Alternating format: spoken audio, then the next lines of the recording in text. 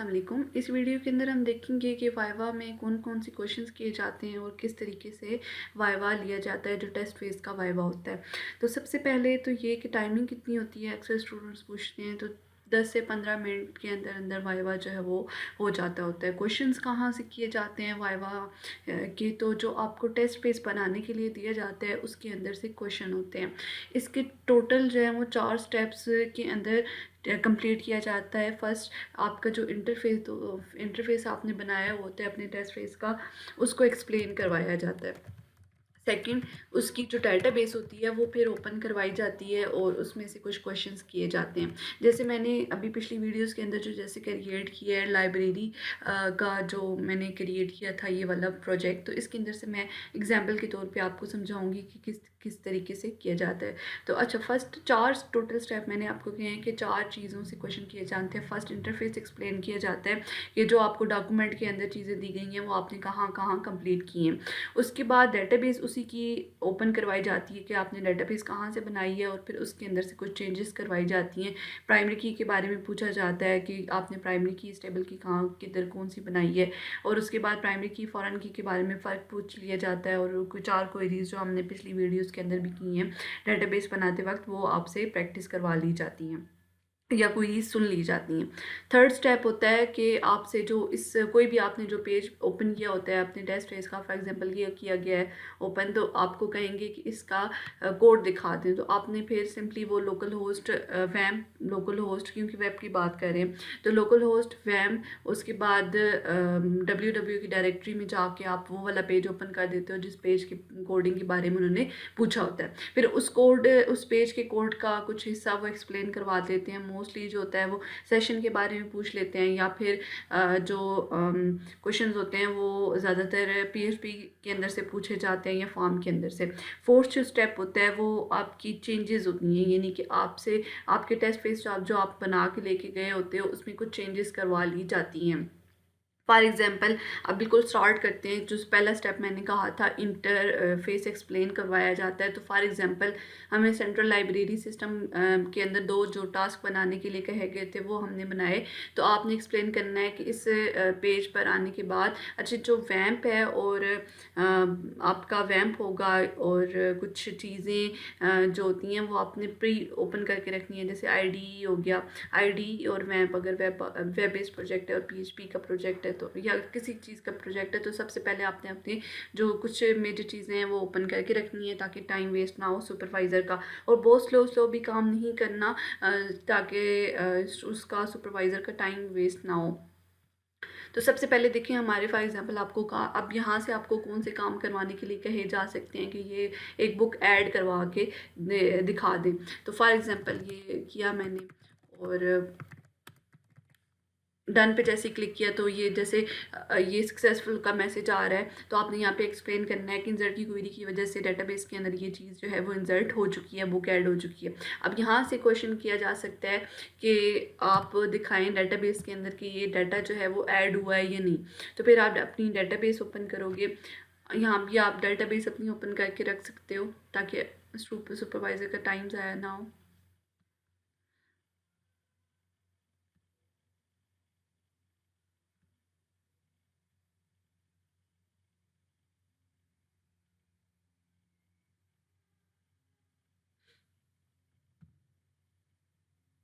Database अपनी open करके, और जो भी बुक आपने ऐड, जैसे अब ये है ना प्रोजेक्ट, तो वैसे तो जो भी आप जिस चीज़ की भी चीज़ ऐड करवाएंगे वो डेटाबेस में जाके आपने दिखानी होगी कि ये चीज़ ऐड हुई है जर्नी है, जैसी जिस तरह से ये।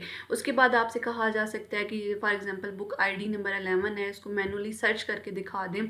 तो सर्च करने का ये मतलब है कि आप SQL के अंदर आओगे और उसके बाद यहाँ पे बुक ID नंबर जैसे थी तो बुक ID, आप कॉलम का नाम लिखोगे जिस ID के ज़रिए से वो सर्च करने के लिए कहेंगे। फॉर एग्जांपल 11 का आ गया तो ये मैंने किया, कॉपी क्लिक किया, तो ये ID नंबर 11 मैनुअली सर्च करके उसने मुझे दे दी है। अगर चारों क्वेरीज जिस तरीके से भी हो रही है ना, काम हो रहे हैं, अपडेट करना है, डिलीट करना है, कुछ भी आपसे यहाँ से कहा जा सकता है, तो आप पिछली वीडियोज़ के अंदर देख लो। टेस्ट फेस जो 1 में मैंने डेटाबेस क्रिएट किया उसमें मैंने चारों क्वेरीज किस तरीके से बनाने करते हैं, मैनुअली काम करते हैं, वो मैंने बताया है। उसके बाद यहाँ पर प्राइमरी की जैसे बनी हुई है तो आपसे पूछा जा सकता है कि प्राइमरी की कहाँ पे आपने बनाई है और इसका क्या पर्पज़ है। तो प्राइमरी की एक टेबल के अंदर एक ऐसा कॉलम होता है जो रिकॉर्ड को यूनिकली आइडेंटिफाई करता है।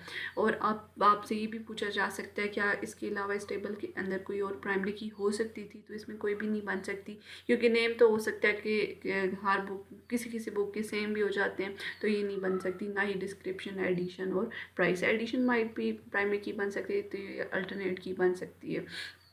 फॉरेन की होती है जो किसी दूसरे टेबल की प्राइमरी की होती है, और उसका डाटा आप अगर किसी टेबल का रिकॉर्ड किसी एक और टेबल में रखवाना चाहते हो तो फिर आप फॉरेन की यूज़ कर सकते हो। प्राइमरी की एक ही हो सकती है, लेकिन फॉरेन की जो है वो सेम नहीं हो सकती। एक से ज़्यादा भी फॉरेन की हो सकती है, लेकिन प्राइमरी की एक ही हो सकती है। उसके बाद मैनेज बुक आपसे कहा, बाकी आप जो टास्क उसने बताए होंगे सुपरवाइज़र ने, वो कहेगा, वो कह सकता है कि बाकी कहाँ पे कंप्लीट किए हैं। तो जैसे यहाँ पे इसकी अपडेट वगैरह करवा लेगा। जैसे फॉर एग्जांपल कि मैं इसी प्रोजेक्ट की बात कर रही हूँ, तो मैं बार बार इसी को लेके ही चीज़ें कर रही हूँ। उसके बाद आपसे कहेगा कि मैंने बुक नेम से भी कहेगा कि तो जैसे मैंने सर्च किया तो ये रिकॉर्ड आ रहा है। उसके बाद ये सारे आपसे काम करवाने के बाद आपसे ये भी पूछा जा सकता है कि किस पेज पर कौन सी क्वेरी यूज़ की गई है। जैसे यहाँ पर अपडेट बुक के अंदर इंसर्ट की क्वेरी यूज़ की गई है, मैनेज बुक के अंदर सेलेक्ट की क्वेरी ताकि रिकॉर्ड डिस्प्ले करवाया जा सके। अपडेट पर लिंक लगा हुआ है, यूआरएल पर आईडी गेट होती है, अपडेट की पेज पर अपडेट की क्वेरी लगी हुई है, यानी कि क्वेरी के बारे में पूछा जा सकता है। उसके बाद आपसे जो सेकंड, आप ये फ्रंट एंड हो गया कि फ्रंट एंड आपको अच्छे से वर्किंग आनी चाहिए। सेकंड, आप डेटाबेस के अंदर जाएं तो मैंने डेटाबेस के अंदर वो 4 टास्क हो, यहाँ पे प्राइमरी की और फॉरेन की कहाँ पे बनी हुई है, वो आपसे पूछा जा सकता है। थर्ड जो स्टेप है, यानी कि आपने जो पेज ओपन किया हुआ है उसकी पेज की एक्सप्लेनेशन। फॉर एग्जांपल आप ये पेज ओपन हुआ होगा अगर, तो सुपरवाइज़र ने कहा कि इस पेज का कोड दिखा दें, तो आपने सिंपली जाना है अपने वैम्प सर्वर के अंदर और उसके अंदर अपनी फ़ोल्डर के अंदर जाके आपने उस कोड को किसी भी आईडी के अंदर ओपन कर लेना है। सिंपली नोटपैड पे ओपन नहीं करना, आईडी के अंदर ओपन करना है। तो जैसे इंडेक्स का पेज मैंने ओपन किया हुआ था, तो ये पेज मैं ओपन करके दिखा दूँगी। अब यहाँ से देखते हैं कि मोस्टली क्वेश्चंस जो कोड के अंदर पीएचपी के अंदर पूछे जा सकते हैं वो कौन कौन से हो सकते हैं। तो सबसे पहले अगर आपने कोई सेशन यूज़ किया हुआ है, ये इस सेशन हम यूज़ करते हैं जब यूज़र की इन्फॉर्मेशन को मल्टीपल पेजेस पर रखवाना होता है, तो हम उस टाइम पे सेशन यूज़ करते हैं। अगर सेशन यूज़ किया हुआ आपने तो फिर लाजमी ये बात है कि वो आपसे सेशन के बारे में पूछेंगे ही। उसके बाद जो सेकंड होते हैं ना, वैसे तो आपने सारी लाइन बाय लाइन, चूँकि मैंने ये कोड जो है पिछली वीडियो के अंदर सामने ही आपके बनाया, तो आप देख सकते हो, मैं जस्ट गाइड कर रही हूँ कि क्या क्वेश्चन। उसके बाद आपसे ना फॉर्म के बारे में पूछा जा सकता है, फॉर्म के अंदर पोस्ट और गेट के बारे में फ़र्क, आप जिस किस्म के भी आपका प्रोजेक्ट है, ये पॉइंट्स जो मैं अभी बताने वाली हूँ ये लाजमी पूछे ही जाते हैं। पोस्ट और गेट का फ़र्क, मेथड का फ़र्क पूछ लिया जाता है। उसके बाद पासवर्ड की अगर फील्ड आपने यूज़ की होती है तो पासवर्ड की फील्ड के बारे में लाजमी पूछते हैं। सेकंड, पीएचपी के अंदर से लाजमी क्वेश्चन किए जाते हैं कि या तो डेटाबेस से कनेक्शन कहाँ पे बनाया है, तो डेटाबेस से कनेक्शन वाली लाइन आपको एक्सप्लेन करनी होती है। उसके बाद डाटा वेरिएबल कैसे डिक्लेयर करवाते हैं, तो वेरिएबल आपने बताना होता है। उसके बाद इस सेट के बारे में लाजमी पूछते हैं कि इस सेट क्यों यूज़ किया है, या ये सुपर ग्लोबल वेरिएबल क्या होता है, ये लाजमी क्वेश्चन पूछे जाते हैं। डिफ क्या होती है, स्पैन्स क्या होते हैं, और उसके बाद क्वेरीज जो हैं उनको एक्सप्लेन आपने लाजमी करना होता है, क्वेरी कौन सी रखी है, क्यों यूज़ की है। डॉलर से रिजल्ट में जो MySQL क्वेरी होती है, ये इसके बारे में पूछ लिया जाता है कि ये क्यों यूज़ करते हैं, और रिज़ल्ट जिस तरह आया है तो ये किस तरह से आपकी कोई क्वेरी चल रही है, ये भी पूछ लिया जाता है अक्सर। अब अपडेट में से देख लेते हैं, मुझे कुछ क्वेश्चंस याद आ जाएं तो वो मैं साथ में एक्सप्लेन कर देती हूँ।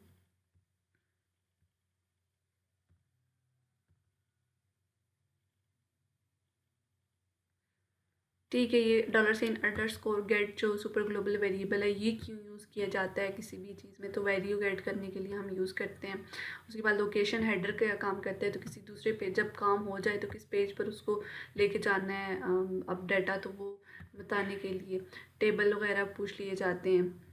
बस ये माई फर्स्ट एसोसिएट जो होता है वो क्यों यूज़ करते हैं, ये भी क्वेश्चन किया जाता है। अच्छा, ये अब जो मैंने क्वेश्चंस बताए हैं ये तो डिट्टो हैं कि अगर आपने पीएचपी यूज़ की है तो ये क्वेश्चंस तो लाजमी पूछेंगे ही पूछेंगे ठीक है, जो अभी बताए हैं। उसके बाद जो अगली चेंजेस होती हैं ना, वो किस तरीके से पूछी जाती हैं। तो चेंजेस जो होती हैं वो मोस्टली होता है कि आपसे लिंक बनवाया जा सकता है। फॉर एग्जांपल आपसे कहा गया कि सर्च बुक के आगे एक और लिंक बना के दिखा दें। पिछली वीडियोस के अंदर लिंक मैंने सामने बनाया है, तो आप देख लो कि किस तरीके से करते हैं। उसके बाद आपसे कोई भी कलर, बटन का कलर चेंज करवा लिया जाता है, या बटन की वैल्यू चेंज करवा ली जाती है, या फिर एक और फील्ड जो है वो फॉर्म के अंदर कह देते हैं कि फील्ड बना के दिखा दें। मोस्टली टेक्स्ट फील्ड ऐड करवाते हैं, और डेटाबेस के अंदर भी कॉलम ऐड करवाया जा सकता है, या टेबल एक नया बनवाया जा सकता है आपसे, यहाँ पे लिंक बनवाया जा सकता है। उसके बाद मैनेज बुक्स के अंदर आपसे जिस तरह से कोई भी, अगर आपने टेबल बनाया हुआ तो टेबल के साथ एक और कॉलम बनवा के और कोई भी लिंक साथ में ऐड करवाया जा सकता है, या कोई कांस्टेंट वैल्यू जो है वो, यानी कि कांस्टेंट ऑफ वैल्यू क्या होगी कि आपने टेबल के अंदर बजाय ये फेच करवाने के आपने सिंपली कोई वैल्यू दे देनी है, तो वो यहाँ स्क्रीन पर शो हो जाएगी। सर्च बुक के अंदर से जैसे बुक नेम की जगह आपसे कहा जा सकता है कि कोई और बुक आईडी, डिस्क्रिप्शन या एडिशन के नाम से कोई एक और फील्ड रखवा के और वो सर्च करवा दें। तो आपने सिंपली क्या करना है कि सर्च वाले में जाके एंड लगा के और साथ उस कॉलम का नाम equals to value variable get करवा लेना यूआरएल पर, तो वो फैच हो जाएगा यहाँ पर।